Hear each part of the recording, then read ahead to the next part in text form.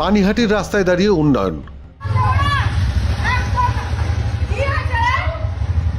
এই উন্নয়নের নাম শ্রাবন্তী রায়, ২৬ নম্বর ওয়ার্ডের তৃণমূল কংগ্রেসের কাউন্সিলর।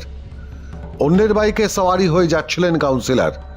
পানিহাটি মহোৎসবতলা ঘাটের কাছে পাশে স্কুটি করে একটি মেয়ে, জায়গা দেওয়া নিয়ে ঠোকাঠুকি। প্রথমে কাউন্সিলরের গালি, তারপরই গাড়ি থেকে নেমে এসে সপাটে চড় স্কুটি চালককে। স্কুটি চালক মেয়েটিও ছেড়ে দেওয়ার পাত্রী নন, তিনিও বাধা দিলেন। আর তারপরের অংশ আপনারাই দেখুন।